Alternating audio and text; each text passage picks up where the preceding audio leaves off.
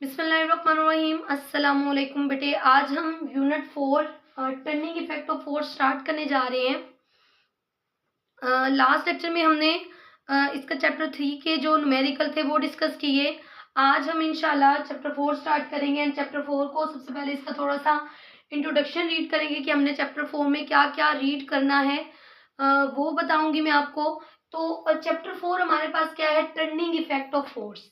ठीक है, चैप्टर 4 हमारे पास क्या है, टर्निंग इफेक्ट ऑफ फोर्स। बेटे हमें पता है कि फोर्स हमारे पास जो होती है, force is a vector quantity. Force एक वे में एक्ट नहीं करती, forces act in different ways और सम टाइम एक्सेलरेशन प्रोड्यूस करती हैं, डिकलरेशन प्रोड्यूस करती हैं। कुछ फोर्सेस पैरेलल होती हैं, लाइक पैरेलल होती हैं, कुछ फोर्सेस अनलाइक पैरेलल होती हैं। तो डिफरेंट तरीके की फोर्सेस जो है वो हमने इस चैप्टर में रीड करनी है। तो इस वजह से due to the force is a vector quantity हम इस चैप्टर को पढ़ेंगे, turning effect of force. Okay, आज का टॉपिक हमारे पास क्या, like and unlike parallel forces. ठीक है, थोड़ा सा इसका आज हम इंट्रोडक्शन रीड करेंगे कि like and unlike parallel forces होती क्या है, या हम इन फोर्सेस को किस कैटेगरी में रीड करते हैं, वो हम आज पढ़ेंगे। तो जो हमारे पास होती हैं like and unlike parallel forces, like forces हमारे पास वो वाली फोर्सेस होती हैं if the parallel forces, parallel यूं वाली फोर्स, ठीक है, या ये एक वे में ये वाली फोर्सेस, इनको पैरेलल इनको हम पैरेलल फोर्सेस बोलते हैं ना। तो if the parallel force acting in the same direction, अगर पैरेलल फोर्स है और वो दो फोर्सेस हैं और वो एक ही डायरेक्शन में मूव कर रही हैं, उस फोर्स को हम क्या बोलते हैं, पैरेलल फोर्सेस। ओके, तो if the parallel force acting in the same direction, अगर पैरेलल फोर्स एक्ट कर रही है सेम डायरेक्शन के अंदर, then it is called like parallel forces. फिर हम इसे क्या कहेंगे, then it is called like parallel forces. And unlike parallel forces हमारे पास क्या होता है, if the parallel force acting in the किस में, अगर वो एक्ट कर रही है किस में, ओपोजिट डायरेक्शन के अंदर, तो उस ओपोजिट डायरेक्शन की वजह से हम इसे बोलते हैं कि हमारे पास क्या है, अनलाइक पैरेलल फोर्सेस।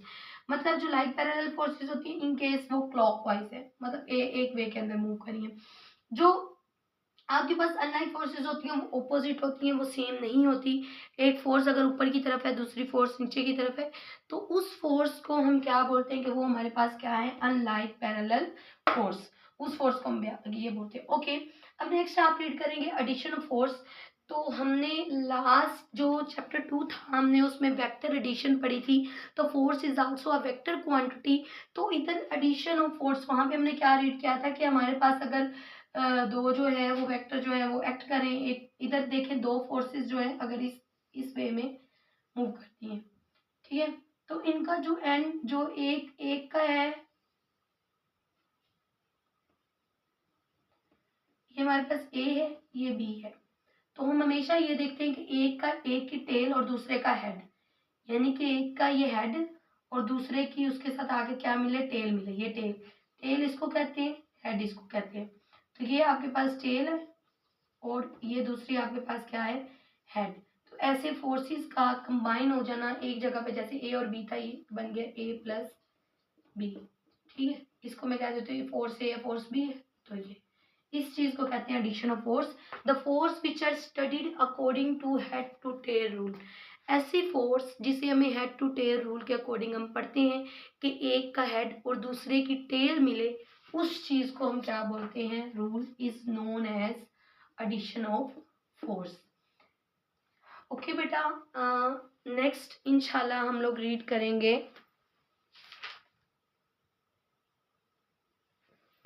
जी, नेक्स्ट इंशाल्लाह हम लोग रीड करेंगे टर्निंग इफेक्ट ऑफ फोर्स, और उसका एक पूरा लेक्चर जो है, ये कुछ इसकी डिफाइन थी, स्टार्ट में पूछी जाती है, differentiate between parallel and unlike parallel forces, या लाइक एंड अनलाइक फोर्सेस। या उसके बाद आपके पास ये क्वेश्चन किया जाता है, what is addition of force. Addition of vector भी इंपॉर्टेंट है, एडिशन ऑफ फोर्स भी वो पूछ सकता है, दोनों सेम है। अगर किसी वैल्यू को हम हेड टू टेल रूल के अकॉर्डिंग ऐड करते हैं तो उस चीज को हम क्या बोलते हैं, एडिशन ऑफ फोर्स।